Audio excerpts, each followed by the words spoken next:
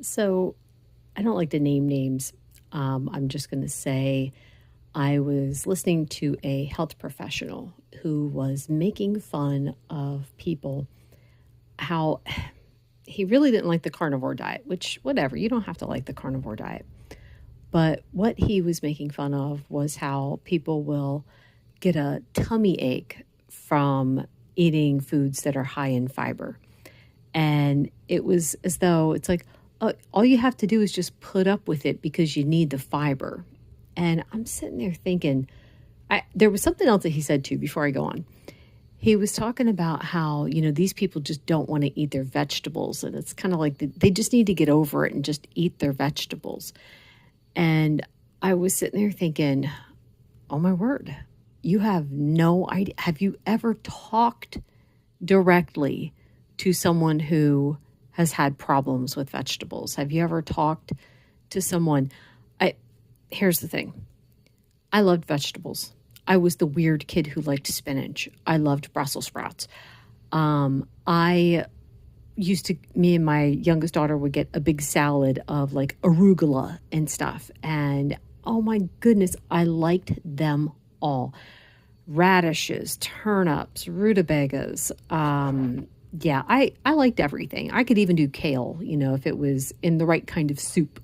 So there was no, I'm going to stop eating vegetables because I don't like them. No, I was just thinking about it yesterday about how each group of vegetables that I dropped, there was a specific reason why I dropped them. And for this guy who's making fun of people who have like stomach issues or digestive issues in general, I'm curious to see how he would feel after having a salad where 10 hours later, his stomach still doesn't feel right and he's burping cucumbers.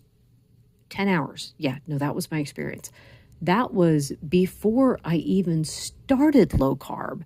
I always had issues with vegetables giving me terrible indigestion, and I ate them because number one, I liked them. I loved vegetables. But number two, I thought I had to keep eating them for the sake of my health.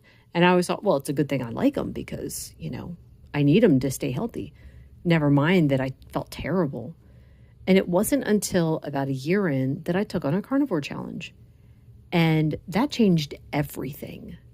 I had no idea how much better it felt not to be eating them. At the end of that month, I was ready. I'm like, bring back the vegetables, man. I miss them. Let me get a salad. Let me have some broccoli and stuff like that. And I still remember the first night after I'd had the broccoli, and I'm sitting there burping it all night long. And I'm like, oh my goodness, I did not miss this in the last month.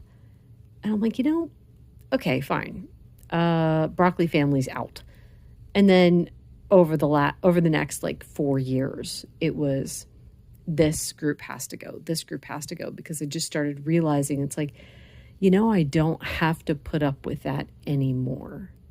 Yes, I still like the flavor of them, but I don't miss what they did to me. I don't miss how bad I felt. So it's not like, oh, I just want to avoid some small tummy ache. And why would you make fun of someone for that anyway? I don't understand that. You're making fun of someone who doesn't feel well and they would like to avoid the foods that make them not feel well. That's not good bedside manner. Anyway, I don't know if you could tell I'm slightly fired up by this, but that's going to be it for today. Tell me about your experiences. I'm sure people who are listening to this probably still eat vegetables and stuff like that, and that's good if you could tolerate them.